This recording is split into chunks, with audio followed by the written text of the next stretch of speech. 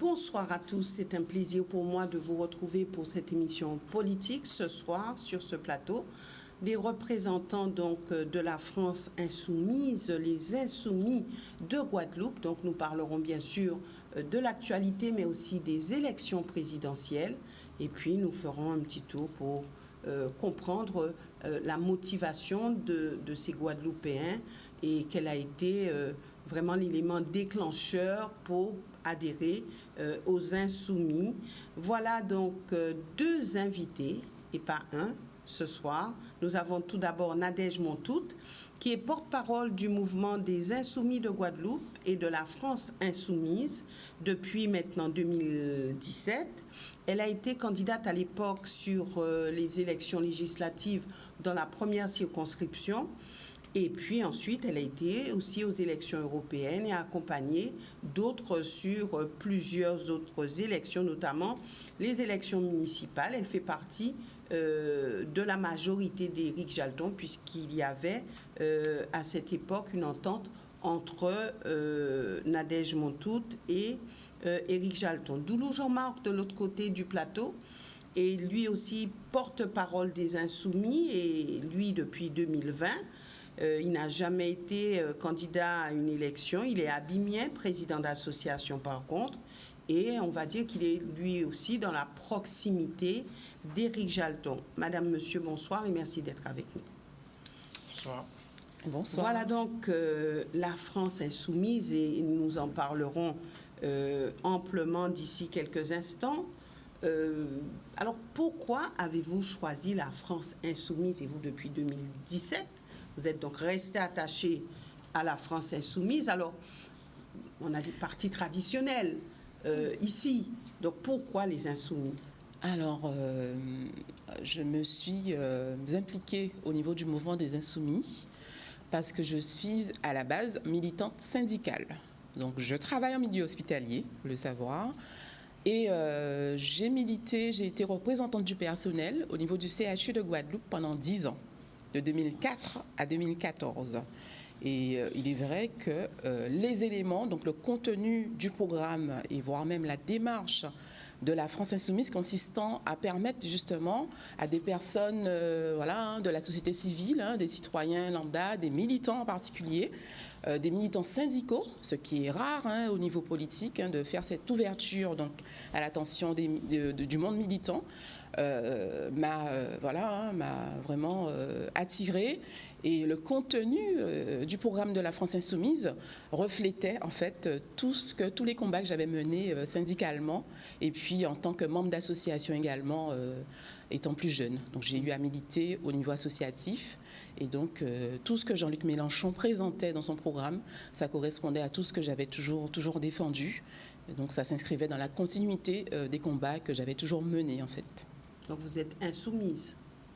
Je peux dire ça. J'ai toujours été un peu anti-système, on va dire, anti-conformisme, voilà. Donc j'ai toujours été plus ou moins en contradiction avec certains codes, on va dire, de la société et qui font que je me suis assez facilement adaptée, on va dire, à ce qui est proposé, à la démarche surtout de la France insoumise qui permet à des personnes qui ne sont pas, qui n'ont pas voulu s'impliquer politiquement par rapport à ce qui est proposé, l'offre politique qui est proposée au niveau, pas que la Guadeloupe. Moi, je ne vais pas stigmatiser la Guadeloupe et dire que c'est en Guadeloupe que l'offre n'est pas suffisamment variée. C'est d'une manière générale.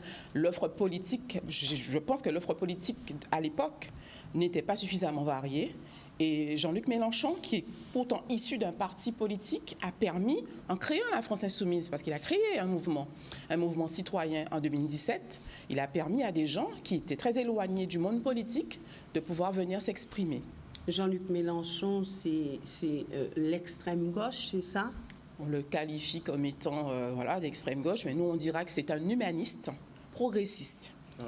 Parce que l'extrême gauche, on dit extrême gauche, mais ce sont surtout des gens qui défendent une vision de la société et qui, pour nous, devrait être appliquée partout, puisqu'on défend l'humanisme, le progrès humain, Et après, on est amené à lutter, en fait, pour permettre justement de faire émerger certaines idées. Donc on est obligé de lutter contre un certain système qu'on qualifie de capitaliste.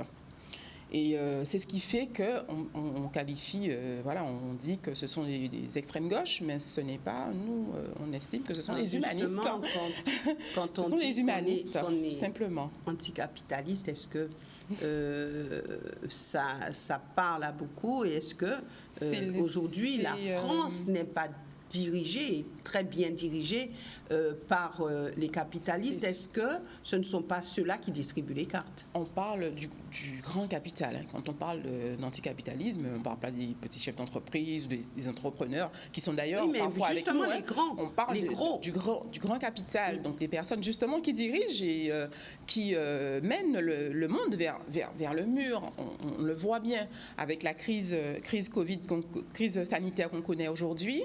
On sait que c'est la résultante des politiques qui ont été menées, qui ont été justement édictées par ces personnes qui tirent les ficelles derrière. Est-ce que le combat n'est pas perdu d'avance? Ah ben non, justement. On est nombreux, nous sommes les plus nombreux, donc c'est à nous justement de nous impliquer pour faire comprendre à ces personnes qui tirent les ficelles, qui finalement donnent les feuilles de route à certains politiciens, que nous sommes nombreux, donc nous devons nous organiser, et c'est ce que permet un mouvement comme la France Insoumise, permettre aux petits, entre guillemets, de s'organiser pour pouvoir faire face à ce système.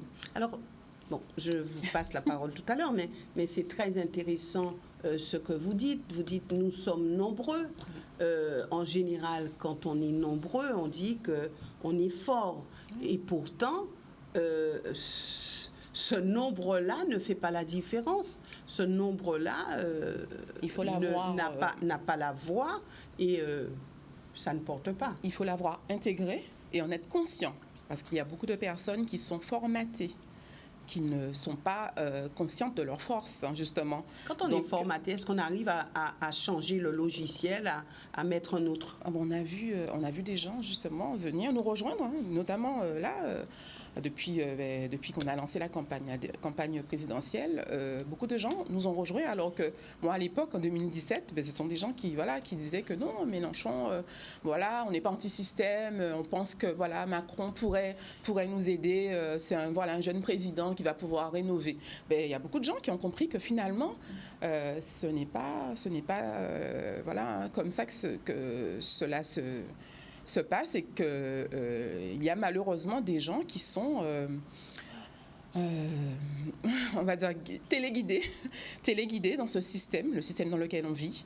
Et on sait que ce sont des gens, justement, qui font partie de ces capitalistes qui, finalement, dirigent la société et qui ne permettent pas à l'individu, à tout un chacun, de pouvoir s'épanouir, de vivre, vivre normalement, d'être épanoui dans la société. Est-ce qu'on ne sera pas toujours enfermé dans un système, quel qu'il soit? Alors, après, quand on dit il y aura toujours un système... Un système, à partir du moment où le système n'est pas néfaste pour l'individu et pour l'épanouissement de l'être humain, ce n'est pas un problème. Ouais. Je reviendrai avec vous tout à l'heure. Monsieur Doulou, donc vous êtes vous aussi un insoumis. Oui. C'est quoi un insoumis? De nature, je le suis. Hein. Je condamne toute forme d'injustice. Et ma nature veut que, tout naturellement, je m'oriente vers la France Insoumise et Jean-Luc Mélenchon, puisque c'est le parti qui convient le mieux à ce que je suis et les valeurs que je véhicule. Donc, pour moi, un insoumis, c'est quelqu'un qui n'aime pas les injustices, c'est quelqu'un qui a du cœur, c'est quelqu'un qui se bat pour les autres, c'est quelqu'un qui veut tendre la main quand il faut, c'est quelqu'un qui sait dire quand c'est bon, quand c'est pas bon, quand il faut changer les choses. C'est quelqu'un qui a un regard vraiment approfondi sur le système, comme vous disiez tout à l'heure, et le monde dans lequel on vit. Et aujourd'hui, ce qui, pour moi, donne une force supplémentaire à Jean-Luc Mélenchon et à la France Insoumise, c'est que tout le monde voit aujourd'hui que M. Macron est passé à côté de sa mandature et que les choses que M. Mélenchon avait toujours dit, aujourd'hui, on se rend compte qu'on les vit. Donc, il est temps de se mobiliser et de faire en sorte qu'il puisse vraiment avoir sa chance et changer les cours des choses. Alors, vous dites que M. Macron, Emmanuel Macron, président de la République, Oui. est passé à côté de sa feuille de route, c'est bien cela? Oui, selon moi, pas à 100%, mais au moins à 80%, puisque on a la crise des Gilets jaunes qui en témoigne, on a le... Oui, qui a donné quoi? Jusqu'ici, c'est la question qu'on se pose, puisqu'il n'y a rien derrière de concret qui a été fait. Le nombre de personnes qui manifestent au quotidien, chaque week-end en métropole pour divers problèmes, nous pousse à nous rendre compte qu'il y a vraiment des choses qui ont été promises, qui ont été validées lors de sa campagne et qu'il ne l'a pas fait. Alors justement, est-ce qu'il n'y a pas un paradoxe et est-ce qu'on arrive à saisir réellement l'électorat, que ce soit en Guadeloupe ou dans l'Hexagone, puisque on voit que M. Emmanuel Macron est au-dessus des autres candidats pour les élections présidentielles. Alors est-ce que ceux qui sont dans la rue, ce sont ceux qui peuvent faire changer les choses? Lorsqu'on regarde, est-ce que la majorité, en tout cas de ceux qui votent, ne sont pas du côté d'Emmanuel Macron? Aujourd'hui, oui. Selon moi, oui. Il va falloir que ceux qui sont dans la rue puissent vraiment peser, puisque de plus en plus, il y a du monde, de plus en plus, il y a des manifs, comme je vous l'ai dit tout à l'heure.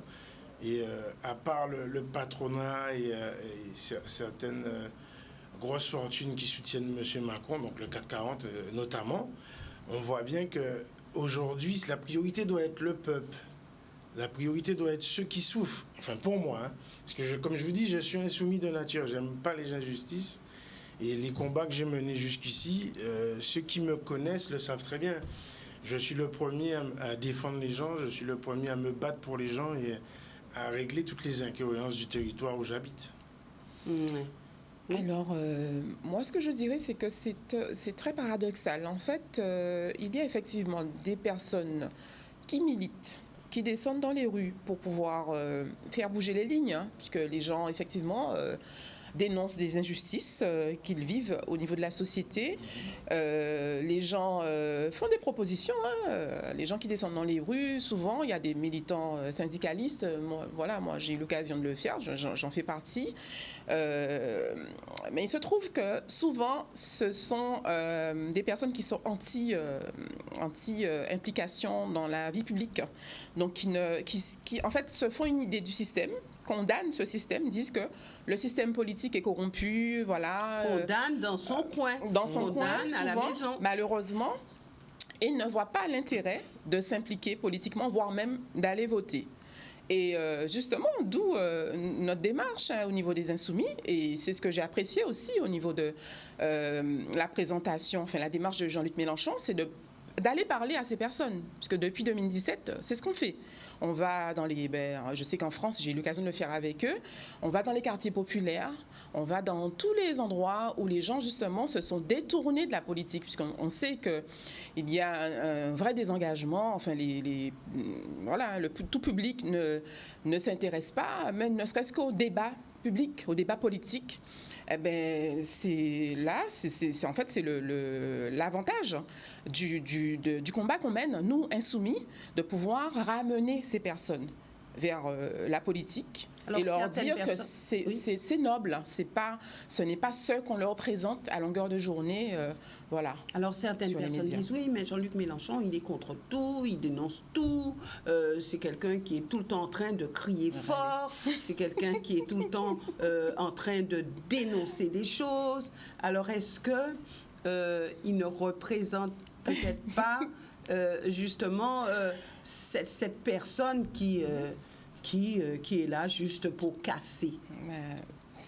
Oui, c'est tout à fait possible. Hein. tant que les choses ne changent pas, on est obligé de les dénoncer et de s'insurger, de dire que on a proposé, on dit que c'est pas bon. Ben, tant que ça n'évolue pas, il faut se battre. En fait, c'est comme ça. C'est une question de rapport de force. Le système veut imposer sa vision de la société et en face, il doit y avoir des populations, des personnes qui souffrent justement, qui doivent aussi pouvoir imposer leur vision des choses. Donc c'est un rapport de force entre un certain système et ceux qui souffrent, ceux qui vivent les injustices. Voilà. En gros, pour complémenter ce qu'elle dit, Nadège, il y a un gros décalage avec la réalité du terrain et ceux qui ont les leviers. Et donc il faut trouver comment associer ces deux mondes de manière à ce qu'il y ait le moins de personnes qui souffrent derrière. Oui, mais lorsqu'on regarde cette société, on regarde le contexte économique, le contexte social. Est-ce que on peut se dire oui, il faut qu'on puisse arriver à ce que les gens ne souffrent pas, que les gens aient un mieux-être, faire reculer la pauvreté, et puis que tout le monde soit logé quasiment à la même enseigne, qu'il n'y ait plus d'injustice, qu'il n'y ait plus tout ça. Est-ce que lorsqu'on regarde et qu'on positionne le curseur, on s'oriente vers cela, ou est-ce qu'on s'oriente surtout vers un système, vers une orientation où vraiment c'est du chacun pour soi et chacun son petit précaré? Est-ce que ce n'est pas ce qu'on vit et qu'on continuera à vivre? En fait, c'est ce qui nous est proposé, c'est ce qui nous est servi justement par ce système capitaliste qui fait croire aux gens que si vous n'êtes pas individualiste, si vous ne pensez pas qu'à vous, si vous n'essayez pas d'engranger des richesses, mais bon, on sait bien qu'individuellement, quand on n'a pas un certain capital, c'est compliqué. Donc c'est ce qu'on nous fait croire. Mais en réalité, tout le monde peut être logé à la même enseigne si justement il y a des paramètres qui permettent à tout le monde d'être sur le même pied d'égalité, on va dire. Il y a des paramètres, il y a un paramétrage à faire du système justement pour permettre à tout le monde de vivre de manière équitable et à tout le monde de pouvoir s'épanouir en tant qu'individu et puis d'évoluer dans la société sans en permanence être obligé de dénoncer des injustices ou de devoir vraiment trimer entre guillemets pour pouvoir gagner sa vie. Nous, je pourrais en parler. Quand on voit comment fonctionnent par exemple les hôpitaux, moi je suis quand même du milieu hospitalier. Nous avons toujours milité pour justement défendre les agents hospitaliers et faire comprendre à nos directions, pas qu'aux directions. Moi, je ne cible pas les individus. Moi, je sais bien que ce n'est pas un directeur qui dicte la feuille de route, enfin les mesures qui sont mises en place en milieu hospitalier, par exemple. Pourtant, pour s'arrêter juste sur ça, on s'attaque aux personnes et pas forcément au système. Mais après, c'est la personne qui exécute. Bon, forcément, il faut un interlocuteur, il faut parler, échanger, enfin, il faut quand même qu'il y ait quelqu'un en face. C'est la personne qui défend et qui exécute les ordres. Bon, forcément, et qui les personnes, si elles acceptent d'exécuter des ordres qui sont quand même inhumains ou alors qui ne permettent pas justement qu'il y ait un apaisement, ne serait-ce qu'au niveau des relations entre les agents, puisque nous le vivons très mal. Je reste sur le milieu hospitalier puisque on est en train de vivre une crise sanitaire. Donc, les personnes qui sont en ce moment à l'hôpital, puisque moi, j'entends beaucoup de personnes s'exprimer sur les médias. Moi, je travaille en ce moment. Je travaille, d'accord? Donc, vous êtes vaccinée? Je travaille. Donc, je suis immunisée dans un premier temps. J'ai été infectée par la maladie Covid. Ensuite, j'ai effectivement fait le choix. Je dis bien, j'ai fait le choix de prendre ma dose, la dose unique, c'était le protocole qui avait été proposé à l'époque. J'ai fait le choix, j'ai choisi ma date. On ne m'a pas imposé une date pour me faire vacciner parce que justement j'avais été immunisée. Donc j'avais eu le Covid avant, donc je n'ai pas été, comme certains de mes collègues, obligée d'être vaccinée, de me faire vacciner à une date déterminée par un système, par des protocoles. Ça, je ne l'accepte pas non plus et je suis entièrement solidaire de mes collègues qui se battent contre ça parce que j'estime qu'on doit avoir le choix de décider de ce qu'on veut prendre, de quelle injection, de ce qu'on veut ingérer, au niveau de son organisme. On devrait avoir le choix. Ce sont des libertés individuelles qui sont bafouées. Et ça dénote en fait de ce qu'on présentait tout à l'heure. C'est un exemple parmi tant d'autres qui était finalement la présentation que je faisais tout à l'heure par rapport au système capitaliste qui veut imposer une certaine vision de la société. Et nous, en face, les personnes qui se sentent, écrasées par ce système doivent se manifester et puis dire que on ne peut pas nous imposer cette vision de la société. Les anti-systèmes en Guadeloupe, c'était ceux qui prônaient l'indépendance. Alors, est-ce que c'est cette voie-là qui peut-être va faire en sorte que les gens soient plus libres, que les personnes puissent décider pour elles-mêmes, ou est-ce que selon vous, il faut de toute façon passer d'un système à un autre, en se disant que l'autre système sera plus juste? Je ne pense pas que l'indépendance c'est la solution. Je pense que le constat il est clair. Plus les choses évoluent, plus les gens sont pauvres, plus les gens n'ont rien. Et ça, ce n'est pas normal.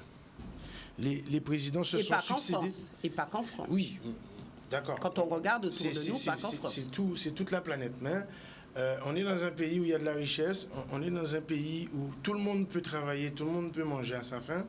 Et on a l'impression, comme disait Nadège tout à l'heure, il y a une classe de personnes qui en ont même à pas savoir quoi en faire. Et il y en a d'autres qui triment pour joindre les deux bouts. Et plus ça va, plus on a des personnes, des nouveaux pauvres, c'est pas normal. On a des personnes qui ont travaillé toute leur vie, ils arrivent en retraite, ils n'arrivent pas à vivre de leur retraite. Je veux dire, il n'y a pas besoin de faire l'ENA pour voir qu'il y a un problème, que ce système-là n'est pas bon. Alors le problème que nous voyons, et c'est vrai que la discussion, on pourrait la tenir pendant des heures et des heures, on ne le fera pas. Mais lorsqu'on regarde, vous dites qu'il faut arriver effectivement à faire reculer la pauvreté. Exactement. Lorsqu'on regarde la création de l'Europe, qui s'est basée plutôt sur l'aspect de pacifier les choses après la guerre, la Seconde Guerre mondiale, mais au fur et à mesure, lorsque l'Europe s'est structurée, qu'est-ce qu'ils ont dit? Ils ont dit, nous, on veut avoir, en étant ensemble, que les gens puissent être mieux, on veut faire du social, on veut faire... Alors, il y avait beaucoup de jolis mots, on veut aider les autres, alors c'est ça, c'est sur la solidarité, etc. Et lorsqu'on a regardé ce qui s'est passé, est-ce que tous ces mots qui donnaient de l'espoir ont été concrètement mis sur la table? Et deuxième question là-dessus, est-ce qu'aujourd'hui, un État a besoin qu'il y ait moins d'inégalités, ou est-ce que l'État il a besoin de se positionner en tant qu'État fort et que c'est ce qui est prioritaire aujourd'hui? Lorsqu'on regarde au niveau des pays, on essaye d'être concurrentiel, et pour être concurrentiel, est-ce que c'est vraiment cet aspect social qui prime? Tout à fait. Pour être concurrentiel, il passe à côté des choses les plus importantes. Il ne voit même pas la souffrance des gens. Ils l'entendent, mais ils ne la voient pas puisqu'ils ne sont pas sur le terrain. En fait, moi, je dirais que c'est l'un des outils dont se dote justement le système en question, donc le système capitaliste. Quand on parle de communication, je parle de la première partie de la question concernant la présentation. Et ça, on le remarque dans toutes les campagnes, notamment politiques. On a vu la présentation que Emmanuel Macron avait faite lors de la campagne de 2017. Ils mettent en place tout un tas de codes pour séduire et pour convaincre, comme tout le monde. C'est pourquoi c'est un rapport de force, même à ce niveau-là aussi. Il faut que chacun vienne avec ses éléments, avec ses arguments, pour pouvoir convaincre. Et donc, ils réussissent. Il y en a qui réussissent. Emmanuel Macron a bien réussi son coup, entre guillemets, en 2017. Et aujourd'hui, peut-être que il va réitérer l'exercice. Donc, ce sont des codes qui sont mis en place pour faire croire aux gens qu'on va les aider, qu'on va améliorer leurs conditions de vie, etc.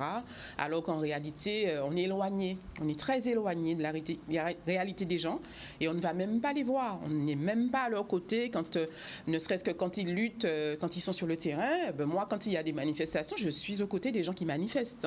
Et je regrette, moi, je suis quand même une élue, je le précise, élue municipale. Moi, je regrette que mes collègues élus ne fassent pas la même démarche. Moi, j'en ai parlé d'ailleurs. J'ai interpellé certains élus, certains maires. Je leur ai dit, mais ce sont nos compatriotes qui sont dans la rue, qui sont devant le CHU de Guadeloupe, qui sont sur les piquets de grève. Qu'est-ce qui vous empêche de venir leur parler, tout simplement? Donc, il y a un fossé qui se creuse finalement entre une certaine représentation de la société et les autres. Donc, ça reflète parfaitement le système. Donc les gens vous disent de voter pour eux, voilà, de leur permettre de vous diriger, mais en réalité, entre guillemets, ils n'ont rien à faire de vos problèmes et de vos réalités. Et voilà, ça fonctionne comme ça. Et c'est ce que nous dénonçons. Nous disons qu'il faut être aux côtés des gens, il faut les écouter, il faut... voilà, je pense que la communication permet de régler beaucoup de problèmes également. Donc, il faut aller voir les réalités des personnes qui souffrent en particulier pour pouvoir prétendre vouloir les représenter. Lorsqu'on regarde les présidents français qui se sont succédés, qu'ils soient de gauche, de droite, du centre, on peut se dire que on n'a pas quand même réussi à... C'est critiquable, tout à fait. Donc, tous ont été mis dans le même sac. C'est vrai qu'aujourd'hui, on se demande qui peut sortir la France de l'ornière, qui peut arriver à faire en sorte que le système soit, je dirais, plus du côté des pauvres que des riches. Ben, nous, c'est ce qu'on défend. On dit que qui peut, je pense que les gens qui peuvent, c'est nous. Voilà. Il faut pas je sens de couper, hein, Jean-Marc, il ne faut pas en fait faire reposer tous ces espoirs sur des élites, enfin des personnes qui représentent une certaine classe et qui, parce qu'ils ont un certain bagage, on va dire, intellectuel, voilà, parce qu'ils ont... Ils peuvent plus facilement s'exprimer, ils ont la parole plus facilement sur les médias, etc. Il ne faut pas croire que ces personnes-là vont vous défendre plus facilement que vous-même. Je pense que l'appel qu'on lance aux citoyens, qu'on a lancé en 2017 et qu'on continue de marteler lors de nos campagnes, c'est de dire aux citoyens que vous êtes les mieux placés pour vous défendre vous-même. Donc nous, au niveau des Insoumis, on parle des Insoumis. On ne dit pas, quand Jean-Luc Mélenchon s'exprime d'ailleurs, lui-même, il le dit, les Insoumis, on est, voilà, une communauté, nous sommes voilà, un groupe. Ce n'est pas une personne, ce n'est pas Jean-Luc Mélenchon qui changera le cours des choses. Ce sont les personnes qui sont avec lui. Ah oui, voilà. Il rajouter quelque chose. L'ensemble des Insoumis qui sont sur la planète et... qui sont en France et qui font le constat comme nous et qui sont sur le terrain, qui ont vraiment envie d'apporter ce petit plus qui manque, puisque il est évident que les présidents ne peuvent pas tout régler. On en est conscient. Mais on se rend compte que plus ça va, plus le fossé se creuse. Et à mon sens, celui qui pourra au mieux, ne serait-ce que stabiliser les choses, c'est la France Insoumise, c'est Jean-Luc Mélenchon. Mais quels sont les leviers qu'il pourra activer pour stabiliser les choses? Il y en a pas mal. On ne va pas tous les décrire parce que on invite la plupart des personnes qui veulent le savoir à aller sur les différents sites où les choses sont mises en place. Mais lors de la dernière conférence qu'il a eue en Guadeloupe, il a proposé un certain nombre de choses qui me paraissent cohérentes. Mais aujourd'hui, c'est que lorsqu'il sera en place qu'on pourra vraiment dire que ça a porté ses fruits. Quelles sont ces choses? Donnez-nous 2 ou 3 exemples. Alors, le premier, enfin, juste pour compléter, hein, le premier levier qui pourrait justement permettre aux personnes de se faire une autre vision de la vie publique, c'est l'implication citoyenne. Bon, il y a ça. Quand on dit que les personnes sont les mieux placées pour pouvoir défendre leur propre cause, hein, défendre leurs idées, il y a l'implication citoyenne. Bon, ça, on a, depuis 2017 d'ailleurs, tout un panel de propositions dans le programme de la France Insoumise qui s'intitule L'avenir en commun, qui a été mis à jour récemment. Donc, c'est le même programme qui a été présenté en 2017. Et c'est vrai que quand on prend le temps d'étudier, de vérifier les éléments programmatiques, on se rend compte qu'ils sont applicables. Même ici, parce que nous, je me rappelle, il faut prendre des exemples concrets. On a, lors des élections municipales, on a mis en place notre programme au niveau de la ville des Abîmes, donc avec le groupe citoyen qui avait été monté avant de rejoindre l'équipe d'Éric Géalton. Et on s'est rendu compte que finalement, toutes les propositions, puisqu'on a toujours une trame, on a une trame qui est élaborée par le mouvement et que nous, on adapte en fonction des territoires, en fonction des communes, etc. Et on s'est rendu compte que finalement, les éléments sont tout à fait applicables, même dans notre société. Et je prends un exemple, on avait parlé notamment avec mon camarade Jean-Luc Cellini aux Abîmes, qui était lui déjà conseiller municipal de l'opposition, notamment on avait parlé du budget et il y avait des propositions de la France Insoumise justement qui permettaient de combattre certains paramètres budgétaires. Et notamment, nous, on avait parlé du budget élaboré par les citoyens. On a essayé de le mettre en place d'ailleurs. Et je crois qu'Éric Géalton en est favorable. Le budget élaboré par les citoyens pour permettre aux gens de s'impliquer et de faire des propositions qui permettent d'améliorer le quotidien, ne serait-ce que le quotidien des administrés, des usagers, etc. Le budget participatif, l'implication citoyenne. Il y a pas mal de propositions qu'on aura l'occasion de présenter. C'est vrai que là, on n'a pas fait le choix de les exposer comme ça. On voudrait vraiment prendre le temps de mettre en place une stratégie dont on va parler tout à l'heure par rapport à la présentation du programme, parce qu'on veut donner la priorité aux jeunes. On va permettre à nos jeunes de s'exprimer d'abord, de parler des propositions qui sont faites aux jeunes, puisqu'on a déjà eu l'occasion, je crois qu'il y en a un qui a eu l'occasion d'en parler sur un média, sur un autre média. Donc nous, la stratégie au niveau local, c'est d'abord de permettre aux jeunes de s'exprimer. Et puis, on a eu l'occasion en 2017, même après, moi en 2019, lors de la campagne des Européennes, d'exposer les différents points programmatiques de la France Insoumise. Donc on va le refaire, il n'y aura pas de souci. Alors justement, comment convaincre les Guadeloupéens, puisque depuis cette crise sociale, tous les élus se sont emparés de la question de la jeunesse. Alors, puisqu'on a vu que la jeunesse était quand même bien malmenée ici en Guadeloupe, et ce n'est pas depuis cette crise sociale. Et puis, avec la crise, tout le monde s'intéresse à cette jeunesse. Alors, est-ce qu'elle a son mot à dire? Est-ce que ce n'est pas du populisme? Puisqu'on sait bien que ça peut être un bon, entre guillemets, j'y vais franco, un bon fonds de commerce pour les élus.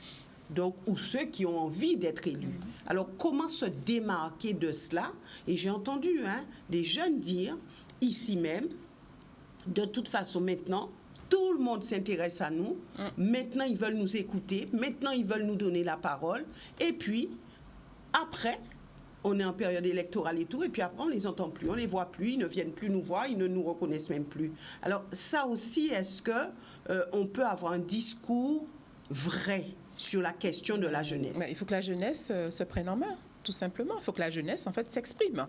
C'est pourquoi, personnellement, au niveau de la stratégie qu'on est en train d'élaborer au niveau des Insoumis de Guadeloupe, moi, j'estime que ce sont les jeunes eux-mêmes qui doivent s'exprimer. Donc, les jeunes insoumis qui sont avec nous depuis 2018 pour certains, donc qui militent avec nous et qui ont l'habitude, justement, de parler à leurs camarades. On a des étudiants avec nous qui ont l'habitude de présenter le programme donc lors de chaque élection de la France Insoumise à leurs camarades, et on va rester dans la continuité de cette démarche de permettre aux concernés de s'exprimer eux-mêmes et de pouvoir justement défendre eux-mêmes leurs idées et puis tout ce qu'ils veulent.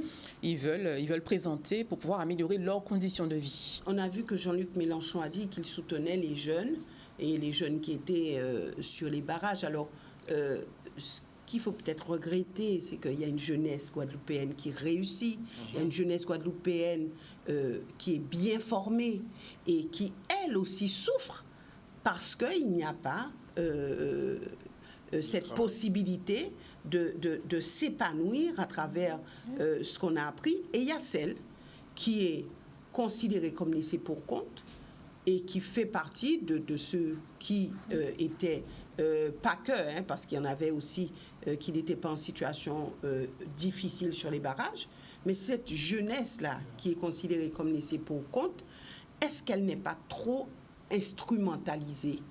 Alors, pour notre part, je vais quand même préciser certains points. Jean-Luc Mélenchon a dit qu'il soutenait les personnes qui sont mobilisées, y compris les jeunes. Enfin, il a bien axé... parce qu'il est venu, il a rencontré les gens. Il a même voulu rencontrer les jeunes qui étaient sur le barrage de Bouliki. Pourquoi il est venu à ce moment-là? En fait, c'était prévu, je l'ai dit à plusieurs reprises, c'était prévu qu'il vienne en Guadeloupe depuis décembre 2020. Il devait venir après les élections municipales et ça a été repoussé à cause de la crise, d'une part, parce qu'on était en plein pic, on ne savait pas trop comment gérer la crise sanitaire. Donc c'était prévu qu'il vienne en Guadeloupe depuis un certain temps, d'une part. Et d'autre part, je pense que les personnes mobilisées, nous-mêmes en tant que militants, on a voulu justement faire remonter, moi j'ai voulu que les camarades puissent faire remonter leurs revendications. Donc c'est pourquoi on a choisi le site du CHU, puisqu'il est venu au CHU rencontrer les personnels mobilisés, ce qui est rare. Les élus même parfois ont du mal, ont peur, je ne sais pas, ont peut-être peur d'échanger avec les gens qui sont mobilisés. Lui, il a eu le courage en tout cas de venir échanger avec les personnes qui sont mobilisées pour mieux porter leur voix. Parce que Jean-Luc Mélenchon faisait déjà des interventions à l'Assemblée nationale sur la Guadeloupe et sur, pas que lui, d'autres camarades insoumis faisaient déjà des interventions sur les mobilisations d'une manière générale. On a toujours relayé, ne serait-ce que sur l'eau, en fait, sur beaucoup d'autres sujets, on a toujours relayé en fait la voix des peuples, enfin la voix des personnes qui revendiquent. Et donc c'était dans la continuité de tout ça.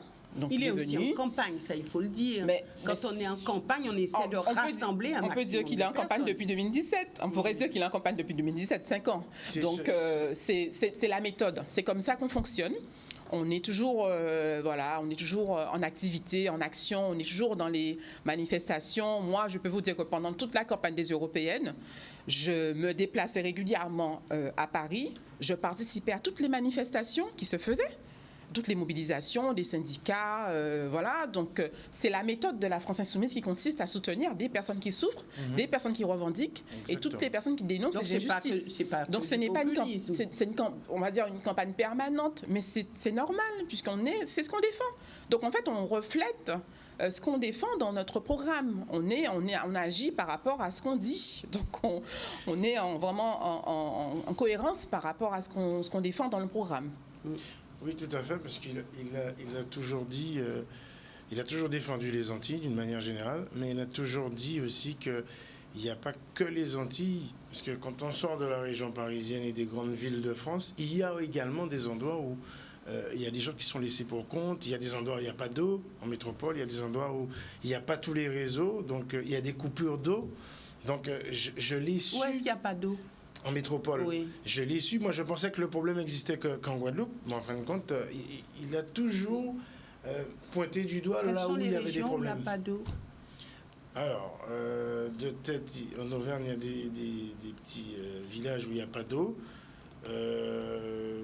Dans le sud de la France, il y a pas mal d'endroits où il y a des coupures d'eau. Mais sauf qu'on n'en parle pas. Et lui, le fait d'avoir... insister sur le fait que les jeunes diplômés qui n'ont pas de travail, il y en a beaucoup trop. Des jeunes qui n'ont pas de diplôme, qui sont sans travail, il y en a également beaucoup trop. Et il y a des sommes d'argent qui sont allouées pour les aider. Et malheureusement, ces finances ne sont pas vraiment utilisées à bon escient. Je pense on n'avait pas besoin qu'ils nous le disent, on le sait, on est sur le terrain. Mais c'est une réalité. Et donc il prône la préférence locale en termes d'emploi. Il sait que c'est un territoire où il y a beaucoup de chômage, où il y a beaucoup de jeunes qui sont dans des difficultés. Bon, après, c'est vrai que les parents n'ont pas forcément les moyens pour pouvoir payer un cursus scolaire pour que les enfants aillent le plus loin possible. C'est pour ça qu'il y en a beaucoup qui finissent par faire du sport aussi. Mais la politique qui mène, ne serait-ce que sur la problématique de l'eau, c'est une politique très cohérente, c'est une politique très intelligente d'avoir demandé une enquête parlementaire, d'avoir demandé à ce qu'on injecte 1 milliard d'euros de plus pour pouvoir régler les problèmes de fuite de réseau. Moi, je dis que c'est quelqu'un qui propose des choses, c'est quelqu'un qui essaye de solutionner les choses. Alors qu'il y en a d'autres qui sont là, qui savent et qui ne proposent rien. Donc on ne peut pas rester insensible à ça. C'est vrai que lorsqu'on n'est pas encore au pouvoir, on peut proposer. Après, c'est ce qu'Emmanuel Macron a fait. Il a proposé des choses et après, quand on est au pouvoir, on se rend compte des difficultés et ensuite, bon... Mais non, on sera là pour le pousser à assumer ses responsabilités, moi je vous le dis. Ah bien sûr, n'est-ce pas Nadège? Sauf que, je voulais préciser, sauf que nous, dans la démarche donc, de la France Insoumise, on se donne les moyens et on démontre déjà ce qu'on pourrait faire. Parce qu'on aurait pu faire comme tous les groupes d'opposition, voilà, juste contester, venir à l'Assemblée, démontrer qu'on n'est pas d'accord avec les décisions du gouvernement sans faire de propositions. Or, au niveau de la France Insoumise, il y a eu beaucoup de campagnes, une campagne en particulier, la campagne par rapport à l'eau.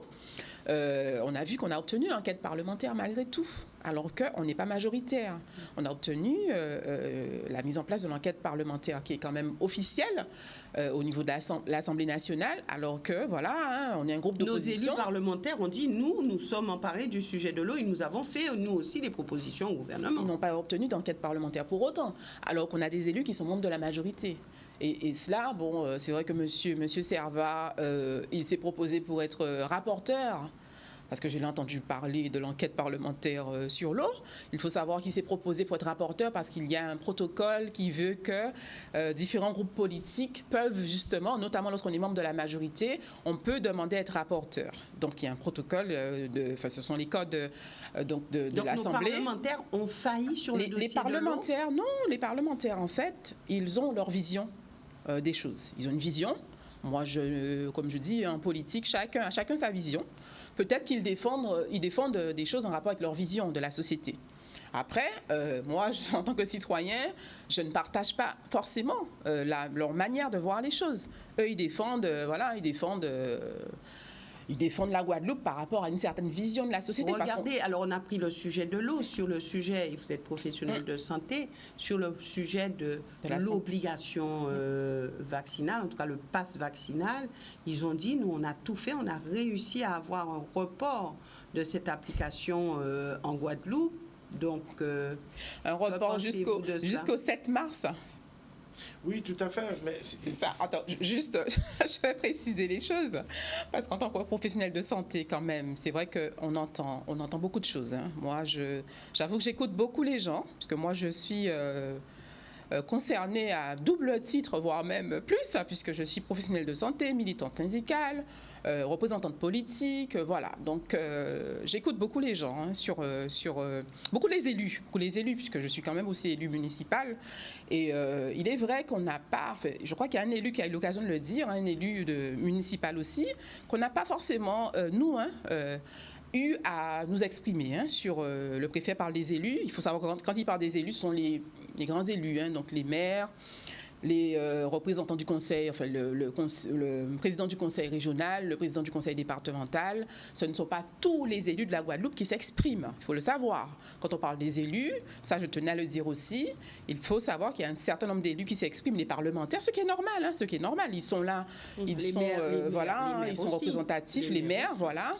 Mais ce que je voulais dire par rapport à ça, c'est que, pareil, dans la technique qui a été utilisée par M. Mathiasin, puisque c'est lui qui a défendu l'amendement avec notamment Mme Bénin, hein, donc en tant que parlementaire, c'est normal, hein, ils font leur travail.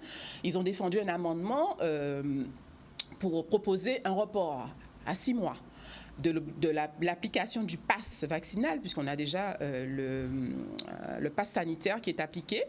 Il se trouve que récemment, on a appris que le préfet avait décidé, puisqu'en fait, ce qu'ils ont demandé, comme quelqu'un le disait, je ne sais pas si c'était un autre parlementaire qui disait que c'est valable dans d'autres régions de France. C'est une gestion qui est décentralisée, on va dire, de l'application du pass vaccinal, qui permet aux préfets d'une manière générale de France, de toutes les régions de France, de pouvoir trancher sur l'application. Donc le préfet de Guadeloupe a tranché et il a décidé pour faire, faire comprendre aux élus que vous avez proposé.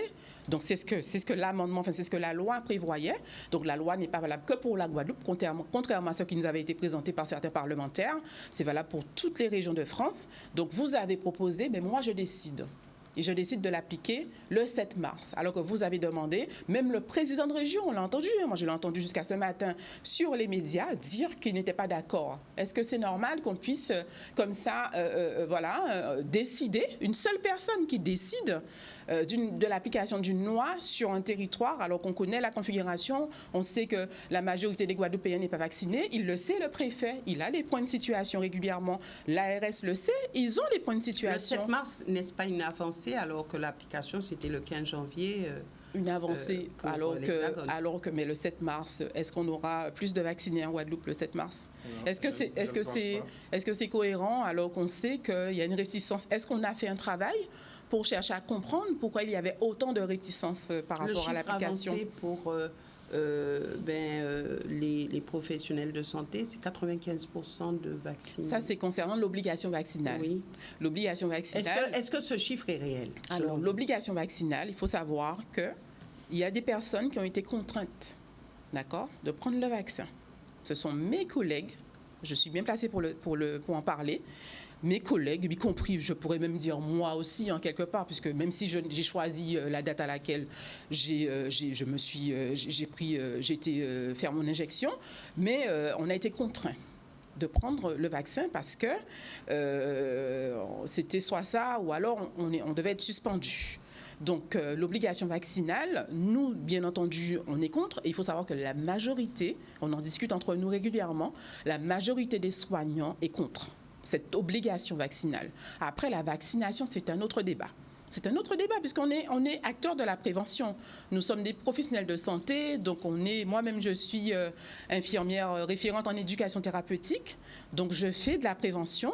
On a toujours défendu la vaccination, justement, on a toujours défendu tous les modes de prévention qui existent, les outils de prévention qui sont à notre disposition pour éviter justement qu'il y ait des maladies. On n'est pas contre la vaccination, par contre on est contre la méthode, on est contre la manière dont les choses sont présentées, on est contre l'obligation. C'est clair pour tout le monde, pour quasiment tous les soignants. On dit qu'on ne devrait pas obliger les gens à prendre un vaccin, surtout un soignant. Un soignant connaît les tenants et aboutissants, sait que ce qu'est un vaccin, on ne peut pas l'obliger à aller se faire injecter, alors que pour moi, c'est l'emblème même du soignant, de l'infirmier. Une seringue, une aiguille, on sait bien que ça représente la profession. Donc, pour nous, c'est très violent et on estime que les élus et puis les personnes qui nous défendent aussi, en quelque part, ne savent pas, ils n'arrivent pas à se faire entendre et finalement ne nous représentent pas.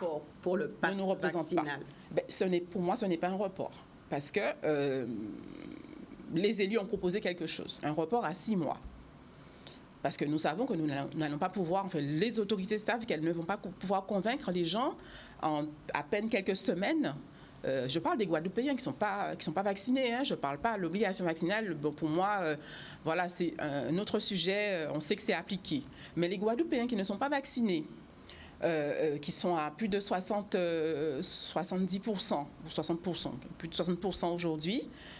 Qu'est-ce qu'on fait justement pour leur expliquer l'intérêt de cette vaccination avant d'aller leur dire que vous êtes obligés de présenter un pass sanitaire? Qu'est-ce qu'on fait pour leur expliquer? Nous, en tant que soignants, on utilise d'autres méthodes pour convaincre les gens. Quand on a des messages à faire passer, on va vers les gens, on leur explique l'intérêt. Il y a des messages qui sont diffusés, qui sont transmis pour que les gens adhèrent. Alors, on est pour l'adhésion. Nous sommes repartis pour une autre mobilisation. Je pense que oui. Il y a une forme de mobilisation de la population quand on regarde, quand on refuse. Oui, c'est une manière de s'exprimer. C'est une manière de s'exprimer aussi. Oui, mais est-ce que ça porte? Ça porte. Est-ce qu'il y a des fruits? Quelque part, oui, puisque Il y a eu, je crois qu'il y avait eu un premier report de l'application du pass sanitaire au départ, parce qu'on savait que la population guadeloupéenne n'était pas vaccinée. Donc il y avait eu un report aussi, même pour l'application de l'obligation vaccinale au niveau de la santé, parce qu'il y avait une majorité de soignants qui n'étaient pas vaccinés. Alors Jean-Luc Mélenchon, lui, il dit quoi? Si il est élu, on supprime. Suppression de l'obligation vaccinale. L'obligation, on supprime le pass sanitaire, on supprime le pass vaccinal. Vous supprimez tout? On supprime, parce qu'on estime que ce n'est pas cette méthode qu'il faut utiliser pour pouvoir gérer la crise sanitaire. Ouais. Qu'est-ce qui est préconisé par lui alors? Si on met en place des mesures de traitement, des mesures thérapeutiques, ou si les scientifiques, puisque il y aura forcément un conseil scientifique. Si les scientifiques décident ou conseillent un certain nombre de voies thérapeutiques, on se donnera les moyens d'aller vers la population pour lui expliquer. Mais si pour nous, l'obligation n'est pas une méthode, ce n'est pas une manière de traiter les gens, d'obliger les gens à se soigner. Pour moi, ce n'est pas, moi en tant que soignante, en tout cas, ce n'est pas ce que je défends. J'estime qu'il faut convaincre, qu'il faut expliquer, qu'il faut être clair dans les explications et à réussir à faire adhérer les gens. Ouais. Il faut trouver la pédagogie qu'il faut. La pédagogie, voilà. Et c'est un choix libre. Donc, tant qu'il y aura ce rapport de force à dire « Allez, vous vacciner, vous n'allez pas ci, vous n'allez pas ça », les gens ne comprendront pas. Les gens seront toujours réticents, surtout le Guadeloupéen. On sait très bien que, moi le premier, j'aime pas qu'on m'impose ou qu'on fasse le programme à ma place. Comme je vous ai dit tout à l'heure, il est hors de question que je me vaccine. Après, vous êtes anti-vax? Anti-obligation surtout. Et anti-vaccin parce que, je ne sais pas qu'est-ce qu'il y a dedans. Je ne vous cache pas.